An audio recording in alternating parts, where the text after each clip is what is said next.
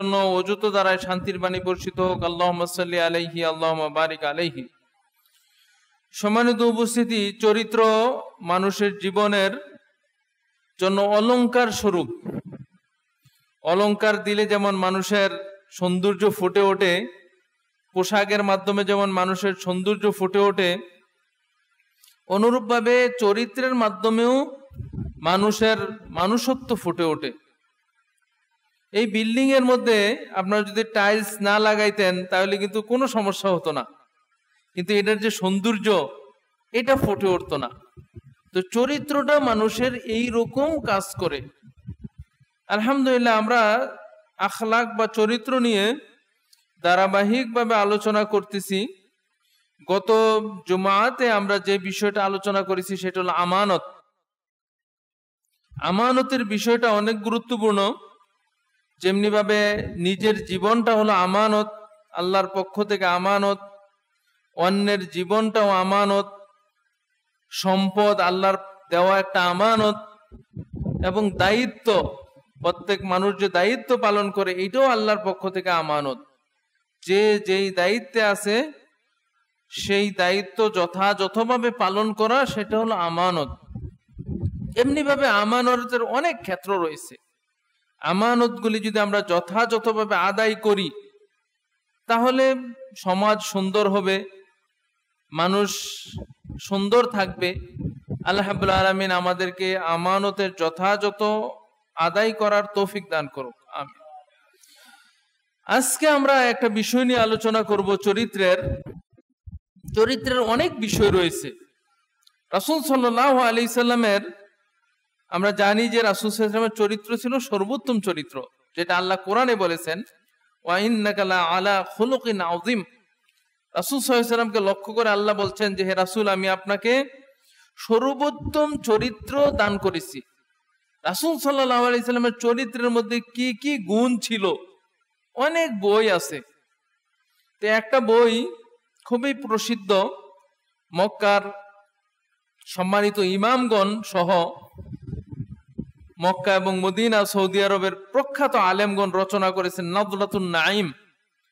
ওই বইটা প্রায় ৬,০০০ পৃষ্ঠা, এবং ওই বইটা রাসূল সাল্লাল্লাহু আলাইহি সাল্লামের চরিত্রের দিকগুলি আলোচনা করা হয়েছে, যে কি কি চরিত্র তার মধ্যে ছিল। ওইখানে ভালো চরিত্র প্রায় ২০০টা গুণ উল্লেখ করা হয়েছে। ভালো চরিত্রের ২০০টা গুণ উল্লেখ করা হয়েছে। আর মন্দ চরিত্র যেগুলি রাসূল সাল্লাল্লাহু আলাইহি ওয়াসাল্লামের মধ্যে ছিল না, এরকম প্রায় ১৬১টা চরিত্র উল্লেখ করা হয়েছে। এবং প্রতিটার পিছনে কোরআন হাদিস থেকে প্রায় ৬,০০০ পৃষ্ঠা, বড় যে পৃষ্ঠাগুলি আছে ওই রকম ৬,০০০ পৃষ্ঠার বই। তো আমরা ওইখান থেকে বাছাই করে কয়েকটা চরিত্র আলোচনা করব। যেটা প্রথমে আমরা আমানত নিয়ে আলোচনা করেছি, আজকে যেটা আলোচনা করব সেটা হলো আদালত বা আদাল, ন্যায় পরায়ণতা, জাস্টিস, ন্যায় পরায়ণতা, ন্যায় নিষ্ঠা। এই চরিত্রটা বা এই গুণ নিয়ে আমরা আজকে আলোচনা করব। আমা তৌফিক ইল্লা বিল্লাহ, আলাইহি তাওয়াক্কালতু ওয়া ইলাইহি উনীব। ন্যায় নিষ্ঠা বা ন্যায় পরায়ণতা বা আদালত, যেটা আদালত আমরা বলি, এটা কিন্তু আরবি শব্দ, যেখানে বিচার করা হয়, বাদী বিবাদী যাদের সমাধান যেখান থেকে দেওয়া হয়, এই আদালত আরবি শব্দ থেকে আসছে। যে ন্যায় বিচার করবে, এইটার স্থান হলো আদালত। তো আল্লাহ রাব্বুল আলামিন যেই বিষয়গুলি নির্দেশ দিয়েছেন তার মধ্যে অন্যতম হলো আদালত, যেটা আল্লাহ রাব্বুল আলামিন সূরা নাহাল ৯০ নম্বর আয়াতের মধ্যে ৩টা আদেশ দিয়েছেন এবং ৩টা জিনিস থেকে নিষেধ করেছেন। আল্লাহ প্রথমে বলছেন, ইন্নাল্লাহা ইয়া'মুরু বিল আদলি ওয়াল ইহসান ওয়া ইতাইযিল কুরবা। আল্লাহ রাব্বুল আলামিন তোমাদেরকে আদেশ দিচ্ছেন, তিনি তোমাদেরকে নির্দেশ দিচ্ছেন, বিল আদল, ন্যায় বিচারের নির্দেশ দিচ্ছেন, ওয়াল ইহসান, এবং ইহসানের নির্দেশ দিচ্ছেন, ওয়া ইতাইযিল কুরবা, এবং আত্মীয়দের হক আদায়ের নির্দেশ দিচ্ছেন। ৩টা জিনিসের নির্দেশ। এটা হলো ন্যায় বিচার, ২ নম্বর হলো ইহসান, দয়া, অনুগ্রহ, আর ৩ নম্বর হলো আত্মীয়দের হক আদায় করা। এই তিনটা জিনিস নির্দেশ দেওয়ার পাশাপাশি আবার তিনটা জিনিসকে নিষেধ করছেন। সেটা কি? ওয়ানাহা আনিল ফাহশাই ওয়াল মুনকার ওয়াল বাগী। তিনি নিষেধ করতেছেন তোমাদেরকে, সেটা হলো ফাহশা তথা অশ্লীলতা, বেহায়াপনা, এটা থেকে নিষেধ করতেছেন। ওয়াল মুনকার, এবং যত ধরনের খারাপ কাজ আছে, অন্যায় কাজ আছে, এগুলি থেকে নিষেধ করেছেন। ওয়াল বাগী, এবং বিদ্রোহ, এই তিনটা থেকে তিনি তোমাদেরকে নিষেধ করতেছেন। এই আয়াতটা প্রত্যেক খুতবায় দেখবেন, শেষ খুতবায় এই আয়াতটা ইমাম সাহেব পাঠ করেন। এত গুরুত্বপূর্ণ আয়াত, যেটাকে খুতবার মধ্যে আমরা তো বুঝি না, আরবি না বোঝার কারণে এই আয়াতটা পাঠ করলে আপনারা মনে করেন যে খুতবা শেষ, এখন নামাজের জন্য প্রস্তুতি নিতে হবে। আসলে এখানে একটা মেসেজ দেওয়া হচ্ছে যে আল্লাহ রাব্বুল আলামিন যেই মেসেজটা তার রাসূলের মাধ্যমে এই উম্মতকে দিয়েছেন, যে তোমরা তিনটা জিনিস করো আর তিনটা জিনিস থেকে দূরে থাকো। তার মধ্যে প্রথম যেই কাজটা করার নির্দেশ দিয়েছেন সেটা হলো আদল, ন্যায়পরায়ণতা। কিন্তু আজকে আমাদের সমাজে এই ন্যায়পরায়ণতাটা খুঁজে পাওয়া কঠিন। একটা অন্যায় করলে আমার সাথে যদি কারো সম্পর্ক থাকে, তাহলে দেখা যায় আমি এটা ভুলে যাই। আজকে দেখেন রাজনৈতিক দাপটের কারণে বা আপনার যে কোনো ভাবে যদি কারোর সাথে একটু সখ্যতা থাকে, তাহলে আর ন্যায়পরায়ণতা খুঁজে পাওয়া যায় না। এখানে দেখা যায় যে দলীয় দাপট, আমার দলের লোক কিনা, আমার পক্ষের লোক কিনা, আমার মতের লোক কিনা, আমার সংগঠনের লোক কিনা, আমার তরিকার লোক কিনা, এইগুলি আমরা বিচার করি। কিন্তু ন্যায়পরায়ণতা কিন্তু এরকম না। ন্যায়পরায়ণতা হলো যেটার প্রাপ্য এইটা তাকে দেওয়া। কেউ যদি শাস্তির প্রাপ্য হয় তাকে শাস্তি দেওয়া, এটা হলো ন্যায়পরায়ণতা।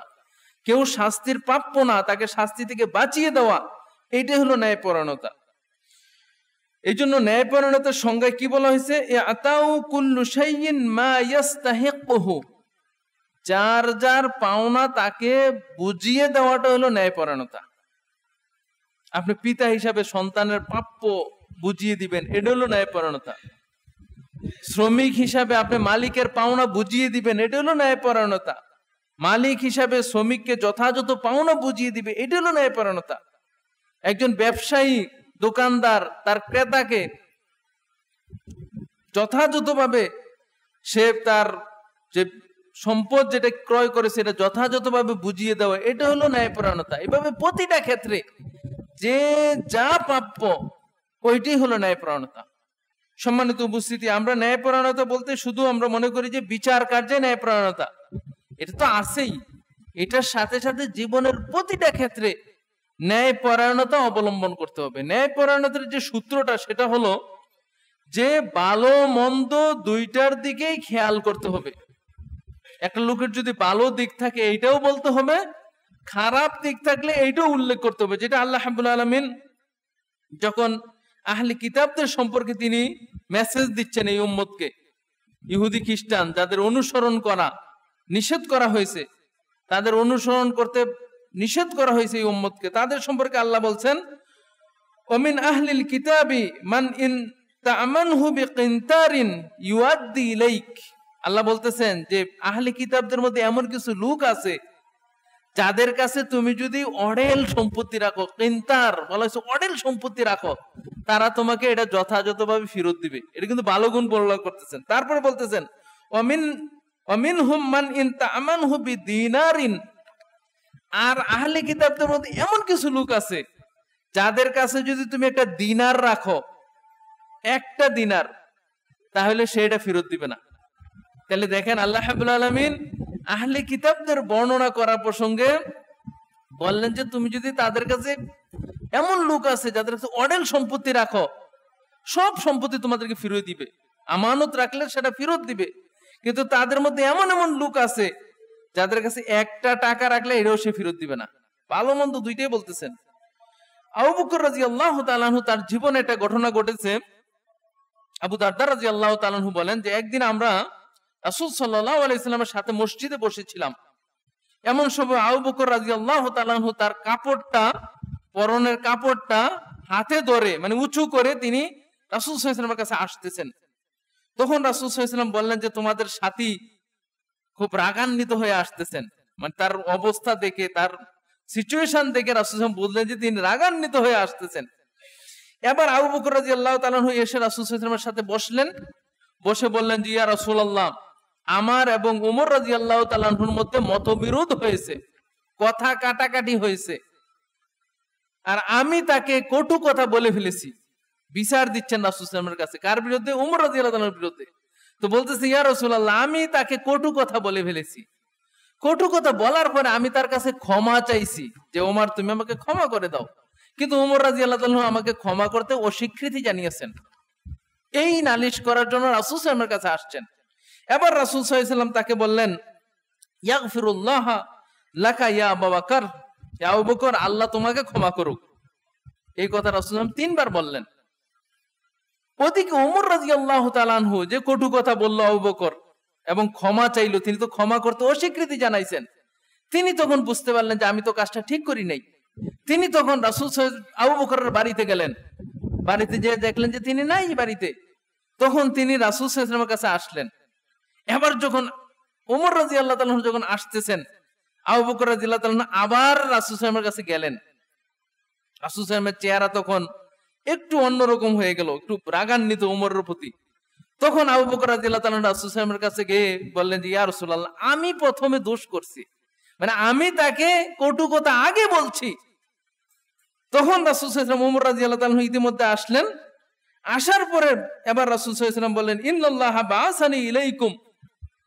রাসূল সাল্লাল্লাহু আলাইহি ওয়াসাল্লাম আবার সবাইকে বলতেছেন যে আল্লাহ রাব্বুল আলামিন আমাকে যখন নবী করে পাঠাইছেন, তখন তোমরা সবাই আমাকে মিথ্যা বলেছো, আর আবু বকর আমাকে সত্য বলেছে। আর আবু বকর তার জীবন সম্পদ আমার রাস্তায় বিলিয়ে দিয়েছে। ফাহাল আনতুম তারিকু ফি সাহিবি, তোমরা কি আমার এই সাথীটাকে একটু নিস্তার দিতে পারো না? আল্লাহু আকবার। তখন সাহাবী বলতেছেন যে এই কথাটা রাসূল সাল্লাল্লাহু আলাইহি ওয়াসাল্লাম দুইবার বললেন, এবং এই কথার পরে কোন সাহাবী আর আবু বকর রাদিয়াল্লাহু তাআলার সাথে কোন বিষয়ে উচ্চবাচ্য করে নাই। সহিহ বুখারীর মধ্যে 3661 নম্বর হাদিসটা এসেছে। আপনি দেখেন এটা ঘটনা, এখান থেকে অনেকগুলি বিষয় শিক্ষা দেওয়া যায়। আবু বকর রাদিয়াল্লাহু তাআলার মর্যাদা কত বড়, এবং তিনি নালিশ করতে আসছেন রাসূল সাল্লাল্লাহু আলাইহি ওয়াসাল্লামের কাছে। আমরা যখন একটা নালিশ করতে যাই নিজের দোষ কখনো বলি না। আপনি একটা বিচার কাজে যান, আপনি কোর্টে কাছারিতে যান, আপনি যেখানেই যান, আপনি গ্রাম্য সালিশে নিজের দোষ আমরা বলি না, অমুকে এই করছে এই করছে, কিন্তু আমি কেন এটা করছেন, উনি আমাকে একটা গালি দিচ্ছেন, এমনি গালি দিচ্ছেন না আমি আগে কিছু করেছিলাম, আমার দোষ আমি বলি না। কিন্তু আবু বকর রাদিয়াল্লাহু তাআলা এসে প্রথমে বললেন ইয়া রাসূলুল্লাহ, আমি আগে তাকে কটু কথা বলেছি, আমি বলেছি। যখন রাসূল সাল্লাল্লাহু আলাইহি ওয়াসাল্লাম দেখলেন যে ওমর রাদিয়াল্লাহু তাআলা আসতেছেন, রাসূলের চেহারা একটু রাগান্বিত, আবার যে দ্বিতীয়বার বললেন, আমরা হলে কি করতাম যে আসুক কিছু, তাকে কিছু উত্তম মাধ্যম দেখ, গালি দেখ, আমার একটু শান্তি হবে। সম্মানিত, এইটা আদালত না, ন্যায় বিচার নয়। বরং আপনার অন্যায় হয়ে থাকলে আপনি এটা অন্যায়টা বলবেন যে আমি অন্যায় করেছি। এই জন্য আল্লাহ কি বলছেন, ইয়া আইয়ুহাল্লাযীনা আমানুত্তাকুল্লাহ, ইয়া আইয়ুহাল্লাযীনা আমানুত্তাকুল্লাহ ওয়া কুলু কাওলান সাদীদা। সূরা আহজাব 70 নম্বর আয়াতে আল্লাহ বলছেন যে ঈমানদাররা, তোমরা যখন কথা বলবে তখন যথাযথ কথা বলবে, যা ঘটনা ঘটছে তাই বলো। তোমার পক্ষেরটা তুমি বলবা আর অন্যের পক্ষেরটা বলবে না, তাহলে কেমন হবে? সম্মানিত উপস্থিতি, এই জন্য ভালো দিকটা উল্লেখ করতে হবে, মন্দ দিকটা হতে হবে। আপনি দেখেন ওই যে আয়াতুল কুরসি যখন নাজিল হলো, আবু হুরায়রা রাদিয়াল্লাহু তাআলার সাথে যে ঘটনা ঘটলো শয়তানের, যখন বললো যে আমাকে আয়াতুল কুরসি শিক্ষা দিয়েছেন আর বলছেন যে এই দোয়াটা পড়লে বা এই আয়াতটা পড়লে চোর আসবে না, তখন রাসূল কি বলছিলেন? রাসূল সাল্লাল্লাহু আলাইহি ওয়াসাল্লাম বলছে সাদাকাকা ওয়া হুয়া কাযুব। শয়তানের ব্যাপারে বলছে সে সত্য কথা বলছে, মানে এখানে শয়তানের প্রশংসা করা হচ্ছে। তারপর বলছে হুয়া কাযুব, সে মিথ্যাবাদী, সে মিথ্যাবাদী, কিন্তু সে এই কথাটা সত্য বলছে। তাইলে যার যতটুকু গুণ আছে ওইটা আপনাকে উল্লেখ করতে হবে। গুণ না উল্লেখ করে আপনি শুধু দোষগুলিয়ে বললেন, আমাদের সমাজে তাই দেখবেন। একজন যদি একটা দোষ বলে ফেলে, ফেসবুক তো এখন আছে, শুধু তার ওই দোষটাই আপনি প্রচার করতেছেন, অথচ তার হাজার হাজার ভালো কথা আছে, হাজার হাজার তার উপদেশমূলক কথা আছে, ভালো কথা আছে, সুন্দর কথা, ওইগুলো আমরা বলি না। ওই একটু যে দোষ বলেছে অল্প, ওইটা আমরা প্রচার করি। এটা কিন্তু ন্যায়পরায়ণতার বিপরীত, এটা ন্যায়পরায়ণতার বিপরীত। কারণ আপনি তার ভালো মন্দ যদি প্রচার করতেছেন, দুইটাই করেন। এই জন্য আমাদের এই বিষয়গুলি খেয়াল করতে হবে। আরেকটা ঘটনা দেখেন, যেটা ইহুদিদের সাথে ঘটছে রাসূল সাল্লাল্লাহু আলাইহি ওয়াসাল্লামের। সাহাবী বলতেছেন যে একজন ইহুদি পণ্ডিত রাসূল সাল্লাল্লাহু আলাইহি ওয়াসাল্লামের কাছে আসলেন, এসে বললেন, ইয়া মুহাম্মদ নি'মাল কওমু আনতুম, আপনারা কতই সুন্দর জাতি, কত ভালো সম্প্রদায় আপনারা, লাউ আন্নাকুম তুশরিকুন, যদি আপনারা শিরিক না করতেন। দেখেন ইহুদি পণ্ডিত এসে রাসূল সাল্লাল্লাহু আলাইহি ওয়াসাল্লামকে বলতেছেন, যেই রাসূল আসছেন শিরিকের বিরুদ্ধে যুদ্ধ করার জন্য, শিরিককে ধ্বংস করার জন্য, তাকে বলতেছেন যে আপনারা কতই ভালো জাতি, যদি আপনারা শিরিক না করতেন। রাসূল সাল্লাল্লাহু আলাইহি ওয়াসাল্লাম ইচ্ছা করলে বলতেন, তুমি আমাকে শিরিক শিখাইবা? আমি আল্লাহর নবী, আমি জানি না? রাসূল সাল্লাল্লাহু আলাইহি ওয়াসাল্লামের বিনয় দেখেন, চরিত্র দেখেন, আদালত দেখেন, ন্যায়পরায়ণতা দেখেন। তিনি বলতেছেন যে, তিনি বললেন যে সুবহানাল্লাহ ওয়া মা যাক, সুবহানাল্লাহ মানে আশ্চর্য, আশ্চর্য হলো সুবহানাল্লাহ বলি আমরা, সুবহানাল্লাহ ওয়া মা যাক, আমরা কি শিরিক করি বলো তুমি একটু। তখন ওই ইহুদি পণ্ডিত বলতেছেন যে ইযা হালাফতুম ওয়াল কাবা, যখন আপনারা যখন কসম করেন, শপথ করেন, তখন আপনারা বলেন যে কাবার শপথ, মানে কাবা ঘরের শপথ। এরকম মুসলমানরা আগে এই শপথ করতেন যে কাবার শপথ। তো ইহুদি বলতো যে এটা তো শিরিক, আপনারা কাবার শপথ করবেন কেন? তখন রাসূল সাল্লাল্লাহু আলাইহি ওয়াসাল্লাম ফাআমহালা রাসূল সাল্লাল্লাহু আলাইহি ওয়াসাল্লাম, রাসূল সাল্লাল্লাহু আলাইহি ওয়াসাল্লাম তখন একটু চুপ থাকলেন যে ইহুদি কি বললো কথাটা। তারপর রাসূল সাল্লাল্লাহু আলাইহি ওয়াসাল্লাম বললেন যে ফামান হালাফা মিনকুম ফালইয়াহলিফ বিরাব্বিল কাবা। তখন রাসূল সাল্লাল্লাহু আলাইহি ওয়াসাল্লাম ইহুদির কথা মেনে নিলেন। এরপরে তিনি সাহাবাদেরকে বললেন যে তোমরা যদি এখন কাবার শপথ করতে চাও, তখন তোমরা বলবে যে এই কাবার রবের শপথ, মানে আল্লাহর শপথ। দেখেন ইহুদির কথা কিন্তু রাসূল সাল্লাল্লাহু আলাইহি ওয়াসাল্লাম মেনে নিলেন। তারপরে কি বললেন, সুম্মা কাল, অতঃপর ইহুদি বলতেছেন যে ইয়া রাসূলুল্লাহ, তিনি বলতেছেন যে হে আল্লাহর রাসূল, নি'মাল কওমু আনতুম লাউলা তাজআলুনা লিল্লাহি নিদ্দান, আপনারা কতই সুন্দর জাতি, যদি আপনারা আল্লাহর সাথে কাউকে সমকক্ষ নির্ধারণ না করতেন। আবার দেখেন শিরিকের কথাই বলতেছে যে আপনারা যদি আল্লাহর সাথে কাউকে সমকক্ষ না করতেন, তাহলে আপনারা কতই সুন্দর জাতি হতেন।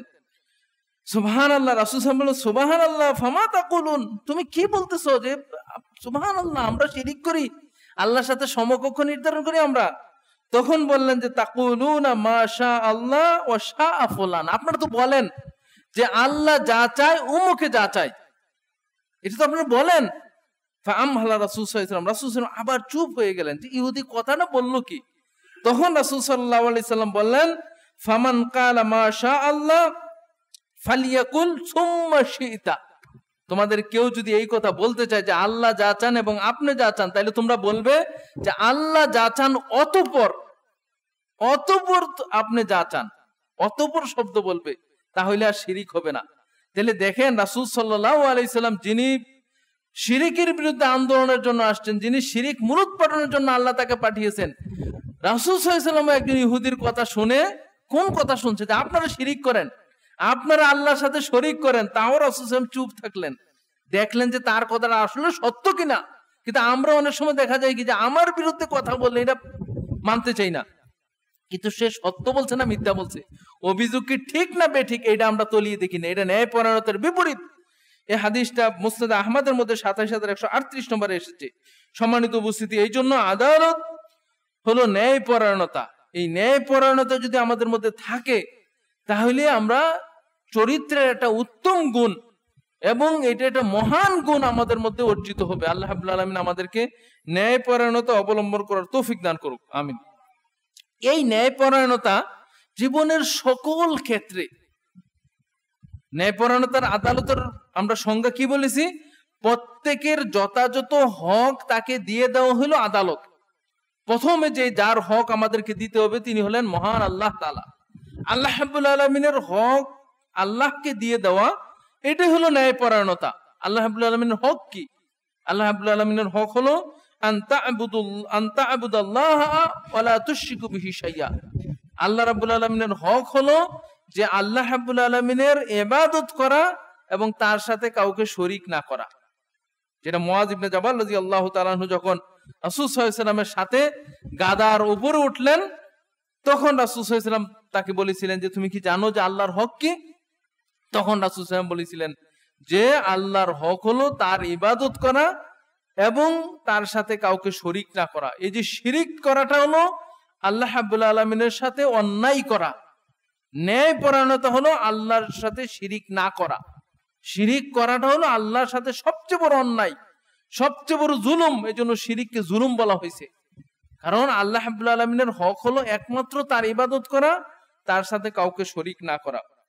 সম্মানিত উপস্থিতি, এই জন্য শিরিকের সাথে আমাদের আপোষ থাকবে না, কারণ আল্লাহ রাব্বুল আলামিনের হক আদায় করা এবং ন্যায় পরায়ণতার প্রথম হলো আল্লাহর হক আদায় করা।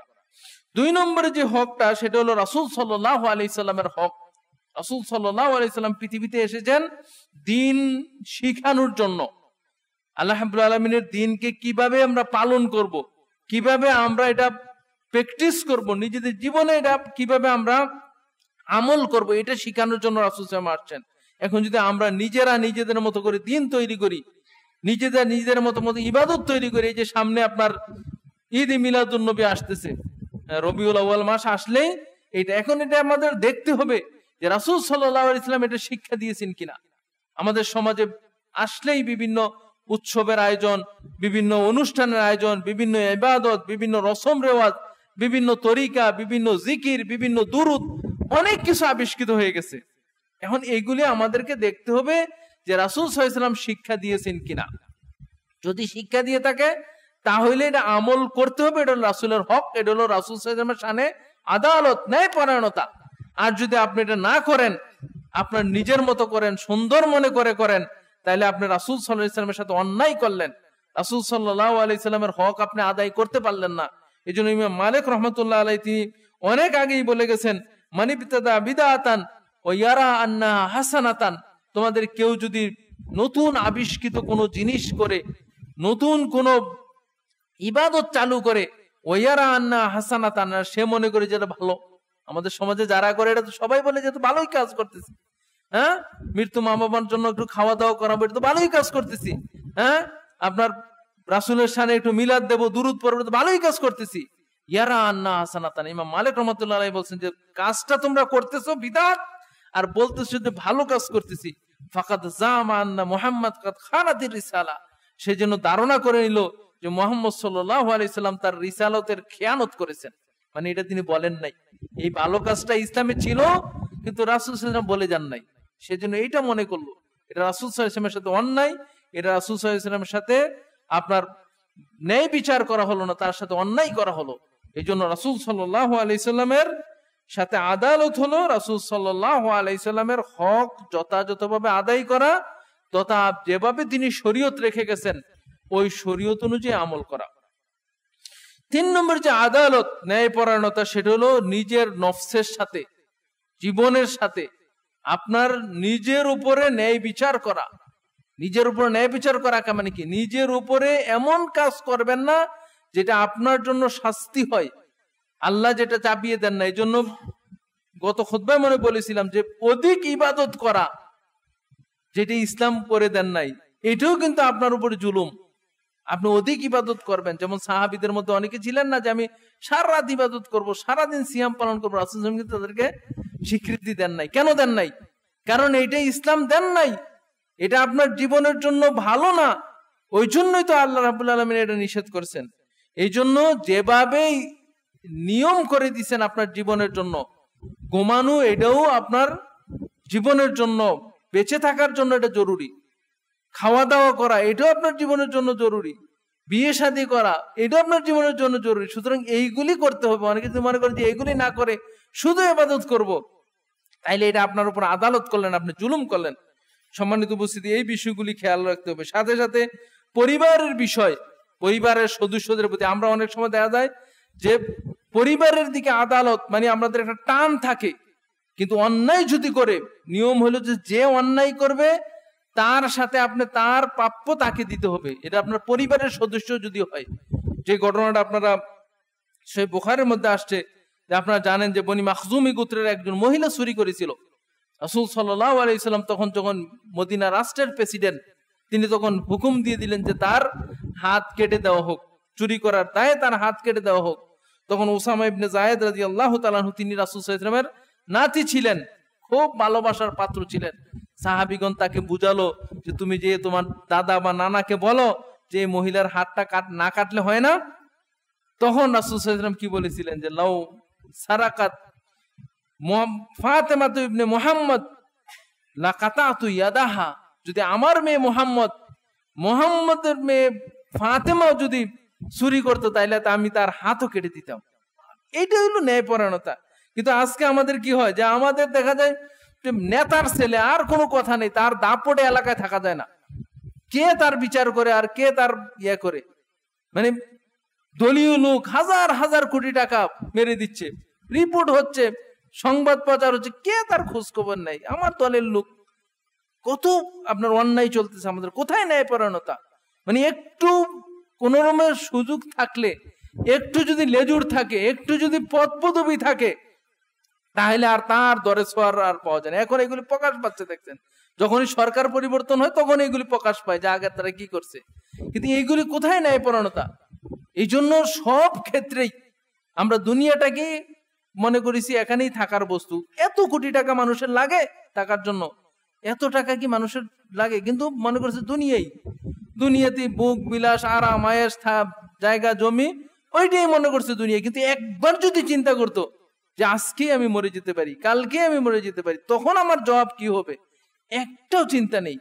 সম্মানিত উপস্থিতি, এই জন্য ন্যায়পরায়ণতা হলো যে আপনার যে অন্যায় করছে সে আপনার ছেলে হতে পারে, আপনার মেয়ে হতে পারে, আপনার আত্মীয় স্বজন হতে পারে। ওমর রাদিয়াল্লাহু তাআলা আনহুর ব্যাপারে এইরকম অনেক ঘটনা পাওয়া যায় যে আপনার আবু উবাইদা ইবনুল জাররাহ রাদিয়াল্লাহু তাআলা আনহু তিনি যখন মিশরের শাসনকর্তা ছিলেন, তখন ওমর রাদিয়াল্লাহু তাআলা আনহুর কাছে একটা বিচার আসলো। যে বিচার কি, যে এই যে আপনার মিশর থেকে এক লোক এসে বলল যে আমি এই যে বাদশার ছেলে বা শাসনকর্তার ছেলে বা ওই এলাকার যে গভর্নর ছিল তার ছেলের সাথে আমি প্রতিযোগিতায় আমি প্রথম হয়েছি, কিন্তু আমি কেন প্রথম হলাম, এই জন্য তার ছেলে আমাকে প্রহার করেছে। তখন ওমর রাদিয়াল্লাহু তাআলা আনহু এই সাহাবী এবং তার ছেলেকে নিয়ে মক্কাতে আসার জন্য তিনি চিঠি লিখলেন। যখন তিনি আসলেন তখন ওই ছেলেকে, যিনি প্রথম হয়েছিল কিন্তু হওয়ার কারণে যে বাদশার ছেলে তাকে প্রহার করেছিল, ওই ছেলের হাতে চাবুক দিয়ে বলছে যে এখন তুমি তাকে প্রহার করো। এটা ওমর রাদিয়াল্লাহু তাআলা করেছিলেন। কিন্তু আজকে আমাদের কোথায় আইন, কোথায় কানুন? আল্লাহ আমাদেরকে বোঝার তৌফিক দান করুক। সম্মানিত উপস্থিতি, এই জন্য দেখা যায় আজকে টাকা পাচার হয়ে যাচ্ছে, ব্যাংক লুট হয়ে যাচ্ছে। হ্যাঁ, আপনার এগুলি কি কেউ চোর বলে না, মানে 2 টাকা 4 টাকা চুরি করলে চুরি বলে, কিন্তু এই যে ব্যাংক ঋণের নামে নিচ্ছে, লোন নিচ্ছে, টাকা পাচার করতেছে, কিন্তু যে চোর এটা কেউ বলে না। কিন্তু আজকে দেখেন গরিব কৃষক, সে যদি কিছু টাকা ঋণ নেয়, না দিতে পারলে তাকে পুলিশ ধরে নিয়ে যায়। কিন্তু বড় বড়রা ছাড় পেয়ে যায়। কেন ছাড় পেয়ে যায়? আমার দলের লোক, আমার পার্টির লোক, আমার অমুক নেতা, আমার তমুক নেতা। সমস্ত ন্যায়পরায়ণের বিপরীত এগুলি। আল্লাহ রাব্বুল আলামিন আমাদেরকে বোঝার তৌফিক দান করুক। সম্মানিত উপস্থিতি, আপনি দেখেন ব্যবসা বাণিজ্যের মধ্যেও আপনার ন্যায়পরায়ণতা আছে। একটা ঘটনা সহিহ বুখারীর মধ্যে আসছে, 3472 নম্বর হাদিস, যে রাসূল সাল্লাল্লাহু আলাইহি ওয়াসাল্লাম বলেছেন যে আগেকার যুগের এক লোক আরেক লোকের কাছ থেকে জমি ক্রয় করেছে। জমি ক্রয় করার পরে জমির মধ্যে কি পাওয়া গেল? স্বর্ণের কলস পাওয়া গেল। স্বর্ণের কলস পাওয়ার পরে এখন কি করবে? ওই জমি যিনি কিনেছেন তিনি তখন স্বর্ণের কলস নিয়ে চলে গেছেন জমিওয়ালার কাছে, যার কাছ থেকে জমি কিনেছে, নিয়ে বললো যে আমি আপনার কাছ থেকে জমি কিনেছি, কিন্তু স্বর্ণের কলস আমি কিনি নাই। তখন ওই লোক বললো যে কি বলতেছেন, আমি জমি বিক্রি করছি, স্বর্ণের কলস এটার ভিতরে যা আছে সব বিক্রি করে দিচ্ছি। চিন্তা করে ঘটনা দেখুন, দুইজন ঝগড়া লেগে গেল। কেন ঝগড়া লাগছে? নেওয়ার জন্য না দেওয়ার জন্য? আদালত, ন্যায় বিচার, তিনি মনে করতেছে আমি এটা কেন নেব, এটা তো আমি প্রাপ্য না, আমি তো কিনি নাই এটা। আর আরেক ব্যক্তি বলতেছে যে আমি এটা কেন এটা করবো, আমি তো সবই বিক্রি করে দিচ্ছি। বাদশার কাছে চলে গেল দুইজন, এবং দুইজন তাদের ঘটনা বলল। তখন বললেন যে ঠিক আছে, তোমাদের ছেলে মেয়েদেরকে বিয়ে দিয়ে দাও, এই বিয়েতে এটা খরচ করে দাও, আর কিছু টাকা থাকলে দান সৎকা করে দাও। সুবহানাল্লাহ। দেখেন আমাদের মধ্যে কি 5 টাকা 500 টাকা 100 টাকা পরে থাকলে এদিক ওদিক টাকাই নিয়ে নেই, কার কি, মানে এর কোনো নেই মনে করি না আমরা। কিন্তু কোথায় আমানতদারিতা, কোথায় ন্যায় নিষ্ঠা, কোথায় ন্যায়পরায়ণতা আপনার? সম্মানিত উপস্থিতি, ব্যবসার মধ্যে ওজনে কম দিতে পারলেই মনে করো আমি কিছু না একটা করে ফেললাম। একজনকে ঠকাইতে পারলে, একজনের সম্পদ ফাঁকিঝুঁকি করতে পারলে, নিতে পারলেই আপনার পরে গেলাম। মানে কত যে আপনার অন্যায় হচ্ছে, ফাঁকিঝুঁকি হচ্ছে, কত যে আপনার ধোঁকাবাজি হচ্ছে, এগুলি কোথায়? আল্লাহ রাব্বুল আলামিন আমাদেরকে বোঝার তৌফিক দান করুন। সর্বশেষ যে বিষয়টা বলবো সেটা হলো ন্যায়পরায়ণতা হলো বিচার কার্যে, যেটা সবচেয়ে বেশি গুরুত্বপূর্ণ। বিচার কার্যের মধ্যে ন্যায়পরায়ণতা। আল্লাহ রাব্বুল আলামিন বলছেন, ওয়াইন তাইফাতানি মিনাল মুমিনিনা ইকতাতালু ফাসলিহু বাইনাহুমা। আল্লাহ রাব্বুল আলামিন বলছেন, যখন তোমাদের মুমিনদের মধ্যে দুইটা দল যখন যুদ্ধে লিপ্ত হয়, যখন ঝগড়ায় লিপ্ত হয়, মতবিরোধে লিপ্ত হয়, ফাসলিহু বাইনাহুমা, তখন তোমরা ওই দুই দলের মধ্যে মীমাংসা করে দাও। কিভাবে মীমাংসা করবে? ফাসলিহু বাইনাহুমা বিল আদল, ন্যায় পরায়ণতার সহিত তাদের মধ্যে বিবাদকে মিটিয়ে দাও। বিচারের নামে আজকে আপনারা জানেন যে একজন আসামি পড়ে আছে, মানে কি অপরাধ করছে জানেন না, কয়েকদিন পরে, অনেকদিন পরে, 12 বছর 15 বছর জেল খাটার পরে দেখা গেল আসলে বুয়া এক লোক, মানে একজনের মামলায় আরেকজনকে আসামি, নামের একটু মিল ছিল বা একটা ইয়ে ছিল, তাকে পড়ে আছে। তো বলেন এই আসামি কি কোর্টে যায় নাই? হাকিমের সামনে দাঁড়ায় নাই? উকিল ছিল না, তাকে ভালোভাবে জিজ্ঞেস করে নাই? কোথায় কি এগুলো দেখার সময় নাই, পড়ে আছে হাজার মানুষ মামলায়, কি অপরাধ করছে জানে না। এইভাবে আজকে আল্লাহ রাব্বুল আলামিন বলছেন তাদের মধ্যে আদল, ন্যায় বিচার। কেউ যদি অন্যায় করে তাকে বিচার দাও। রাসূল সাল্লাল্লাহু আলাইহি ওয়াসাল্লামের যুগে আপনার মৃত্যুদণ্ড হয়েছে, সাহাবীদের মৃত্যুদণ্ড হয়েছে, মহিলা সাহাবীর মৃত্যুদণ্ড হয়েছে। আবার যে অন্যায় করে না তার কোনো ইয়া নেই। এই ন্যায়পরায়ণতা আজকে আমাদের মধ্যে নেই। সম্মানিত উপস্থিতি, এই জন্য আল্লাহ বলছেন, ইন্নাল্লাহা ইয়া'মুরুকুম আন তুআদ্দুল আমানাতি ইলা আহলিহা ওয়া ইযা হাকামতুম বাইনান নাসি আন তাহকুমু বিল আদল। আল্লাহ রাব্বুল আলামিন তোমাদেরকে আমানতের নির্দেশ দিচ্ছেন যে আমানত তোমরা মানুষের কাছে পৌঁছিয়ে দিবে। আর কি করবে? ওয়া ইযা হাকামতুম বাইনান নাসি আন তাহকুমু বিল আদল, যখন তোমরা বিচার করবে তখন ন্যায় বিচার করবে। আদালত থেকে শুরু করে একেবারে পরিবার পর্যন্ত যেই পর্যায়ে বিচার হোক না কেন, ন্যায় নীতির সহিত বিচার করে। আমাদের আজকের পরিবারগুলি, পিতামাতা অনেক সময় দেখা যায় এক সন্তানের দিকেই বেশি ঝুঁকে পড়ে, অনেক সময় সন্তানকে লিখে দেওয়ার দিকে চলে যায় যে আমার সন্তানদেরকে লিখে দিয়ে যাব। সম্মানিত উপস্থিতি, এই লেখালেখি ইসলামে জায়েজ নেই। আপনি সম্পত্তি রেখে যাবেন, মৃত্যুর পরে তাদের ফারায়েজ অনুযায়ী বন্টন হবে, কিন্তু অনেক সময় এটা লিখতে যেয়ে অনেক সময় দেখা যায় যে আমি জীবিত থাকতে এইগুলি লিখে দিয়ে যাই, এক ছেলেকে বেশি দিছে, আরেক ছেলেকে কম দিছে। কমও যদি না দেন ওইটাও জায়েজ নাই। অনেক সময় দেখা যায় যে পিতামাতা মনে করছে আমি তো কয়দিন পরে মারাই যাব, লিখে দিছে, কিন্তু আল্লাহ তার হায়াত দীর্ঘ করে দিছে। এখন ছেলে মেয়েরা সম্পদ নিয়ে পিতামাতার দিকে আর খেয়াল নাই। যেখানে আপনি আল্লাহর হুকুম লঙ্ঘন করবেন এখানে আল্লাহ আপনাকে শাস্তি দিবেন। এই জন্য সব ক্ষেত্রে আদালত বিচারের ক্ষেত্রে যেমন করতে হবে, অনুরূপভাবে গ্রাম্য সালিশ, অনেক সময় দেখা যায় কিছু টাকা ঘুষ খেয়ে চা নাস্তা খেয়ে বিচার অন্যদিকে চলে যায়, জানে যে এই ঘটনাই ঘটছে, কিন্তু আপনার অন্যদিকে বিচার করে দেয়। সম্মানিত উপস্থিতি, এই জন্য রাসূল সাল্লাল্লাহু আলাইহি ওয়াসাল্লাম বলেছেন যে বিচারক 3 ধরনের, তার মধ্যে 2 ধরনের বিচারক আল্লাহ জাহান্নামে দিবেন, আর 1 ধরনের বিচারককে আল্লাহ রাব্বুল আলামিন জান্নাতে দিবেন। রাসূল সাল্লাল্লাহু আলাইহি ওয়াসাল্লাম বলেছেন কাকে জান্নাত দিবেন? কাজী আরাফাল হাক্কা ফাকাযা বিহা, ওই কাজীকে, ওই বিচারককে আল্লাহ রাব্বুল আলামিন জান্নাত দিবেন যিনি হক জেনেছে এবং হক অনুযায়ী বিচার করেছে। জানছে যে সে অপরাধ করেছে, শাস্তি দিয়েছে। জানছে যে সে অপরাধ করে নাই, তার বিরুদ্ধে চক্রান্ত করা হয়েছে, তাকে মুক্ত করে দিয়েছে। যে হক জেনেছে এবং বিচার করেছে। আর জাহান্নামে কাকে দিবেন? আল্লাহ রাব্বুল আলামিন জাহান্নামে দিবেন যে আরাফাল হাক্কা ফা জারা মুতামিদান, হক জানছে কিন্তু ইচ্ছা করে সে অন্যদিকে ঘুরিয়ে দিয়েছে। জানে যে সে নিরপরাধী, কিন্তু কিছু টাকার বিনিময়ে অথবা অন্য কিছুর বিনিময়ে সে তখন ওকেই আসামি বানাইছে যে আসলেই মুক্ত। আর ওই ব্যক্তিকে, ওই কাজীকে আল্লাহ রাব্বুল আলামিন জাহান্নাম দিবেন কাজা বিগাইরি ইলমিন, না জেনে বিচার করেছে, জানে নাই কিছু, না জেনে একটা ফতুয়া দিয়ে দিয়েছে, না জেনে একদিকে রায় দিয়ে দিয়েছে। সম্মানিত উপস্থিতি, এই জন্য বিচার কার্য ইসলামে খুব গুরুত্বপূর্ণ বিষয়। আপনারা জানেন যে বিচার কার্য সাহাবীদের যুগে কাজী শোরাইয়ের নাম আমরা জেনে থাকি যে তিনি যে কত সুন্দর বিচার করতেন। ওমর রাদিয়াল্লাহু তাআলা আনহুর যুগ থেকে নিয়ে তিনি মুয়াবিয়া রাদিয়াল্লাহু তাআলা আনহুর যুগ পর্যন্ত তিনি বিচার কার্য চালিয়েছেন। ওমর রাদিয়াল্লাহু তাআলা আনহুর সময়ে তিনি নিজেই একটা ঘোড়া কিনেছেন একজন থেকে। ঘোড়া কিনে তিনি কিছুদিন পরে বা কিছুক্ষণ পরে যাচ্ছেন, যে দেখলেন যে ঘোড়াটা আসলে ভালো না, মানে একটু সমস্যা দেখাচ্ছে। তিনি আসলেন আবার যার কাছে ঘোড়া কিনছেন তার কাছে, এসে বললেন যে আপনার যে ঘোড়াটা দিয়েছেন এটা মানে অসুস্থ মনে হচ্ছে বা দুর্বল মনে হচ্ছে বা একটু অন্যরকম মনে হচ্ছে, আমি এটা নেবো না। তখন উনি বললেন যে না, আমি তো বিক্রি করে দিয়েছি। তখন কাজী সুরাইয়ের কাছে গেছে, ওমর রাদিয়াল্লাহু আনহু তখন খলিফা। তখন কাজী সুরাই জিজ্ঞাসা করতেছে যে আমিরুল মুমিনিন, আপনি যে ঘোড়াটা যখন কিনেছিলেন তখন কি ঠিক ছিল? বলে হ্যাঁ ঠিক ছিল। তাহলে ঠিক ঘোড়া আপনি নিয়ে গেছেন, আপনার হাতে যে এটা কি হয়েছে এটার দায় ওই বিক্রেতা নিবে না। কাজী সুরাই উমরের বিপক্ষে রায় দিয়ে দিলেন। উমর রাদিয়াল্লাহু কি করবেন, তিনি হেরে গেলেন। আলী রাদিয়াল্লাহু তাআলার ব্যাপারে ঘটনা যে আলী রাদিয়াল্লাহু তাআলা বর্ম একজন ইহুদি চুরি করে নিয়ে গেছে। এখন আলী রাদিয়াল্লাহু তাআলা অভিযোগ করলেন যে এটা আমার বর্ম। বলেছে না, তো চলেন কাজী সুরাইয়ের কাছে।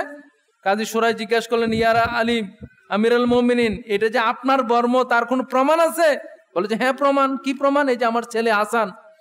বলে যে ছেলের সাক্ষী বাবার ক্ষেত্রে গ্রহণযোগ্য না, আপনার আর কোনো প্রমাণ আছে? আর কোনো প্রমাণ নেই। বলে যে এই ইহুদি আপনি যে দাবি করছেন এই দাবিটা মিথ্যা প্রমাণিত হয়েছে, এই বর্ম ইহুদিরই থাকবে।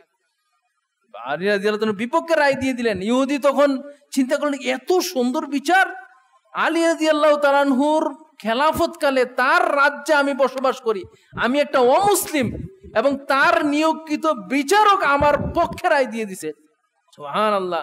আলী রাদিয়াল্লাহু তাআলা আনহুর এই আচরণ দেখে তখন ইহুদি ইসলাম ধর্ম গ্রহণ করলেন এবং আলী রাদিয়াল্লাহু তাআলা আনহু তখন তাকে বর্মর কারণে তুমি ইসলাম ধর্ম গ্রহণ করছো, এটা তোমাকে আমি দিয়ে দিলাম। সুবহানাল্লাহ সুবহানাল্লাহ।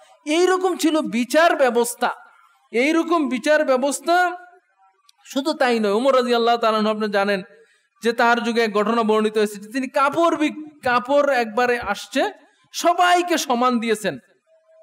এখন যখন তিনি জুমাতে খুতবা উঠলেন তখন কাপড় শর্ট ছিল, তখন তো জুব্বা পরে আরবির আপনারা জানেন, জুব্বাটা শর্ট হয়েছে সবার, মানে এমন কাপড় দিয়েছেন যে জুব্বা হয় না। তখন ওমর রাদিয়াল্লাহু তাআলা যখন খুতবাতে বসলেন, তার বিরাট বড় জুব্বা, মানে লম্বা জুব্বা। তখন একজন লোক দাঁড়িয়ে গেলেন যে ইয়া উমর, আমাদের জামা ছোট, আপনারটা বড় কেন? চিন্তা করেন। তখন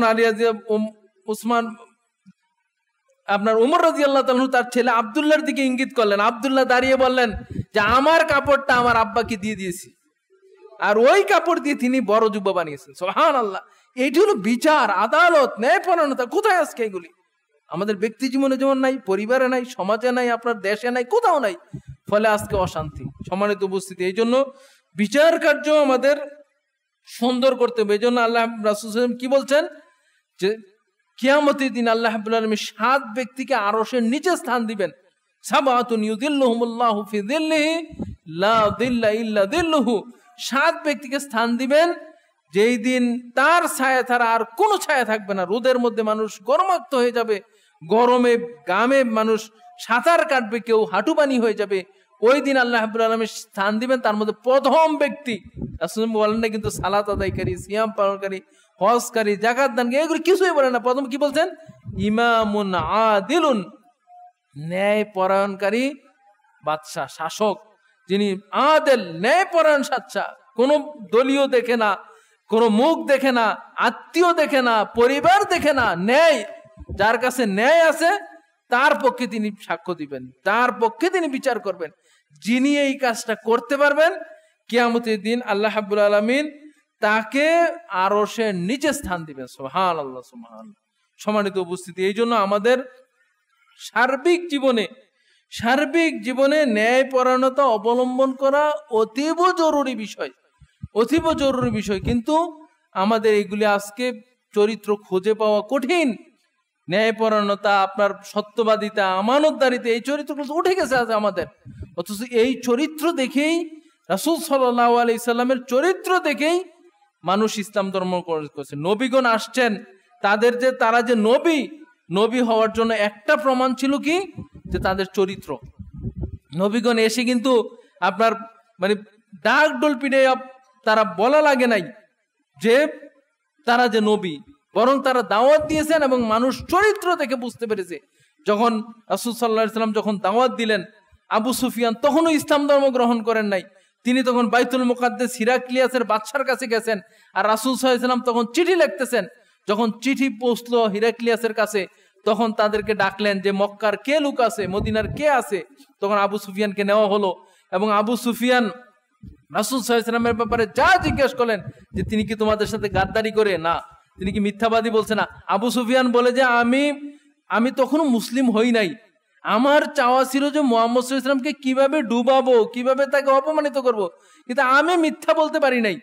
মানে আমি মুহাম্মদ সাল্লাল্লাহু আলাইহি ওয়াসাল্লামের ব্যাপারে চরিত্রের কোনো কলঙ্ক দিতে পারি নাই।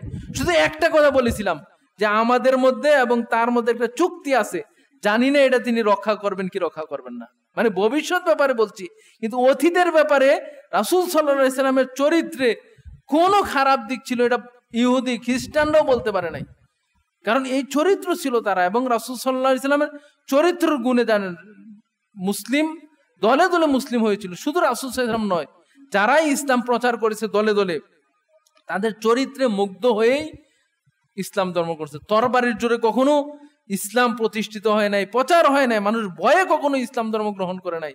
বরং মানুষ যখন মুসলমানদের চরিত্র দেখেছে, তাদের আদালত দেখেছে, ন্যায়পরায়ণতা দেখেছে, তাদের আমানত দেখেছে, তাদের যে বিশ্বস্ততা দেখেছে, এইগুলি দেখে মানুষ মুসলিম হয়েছে।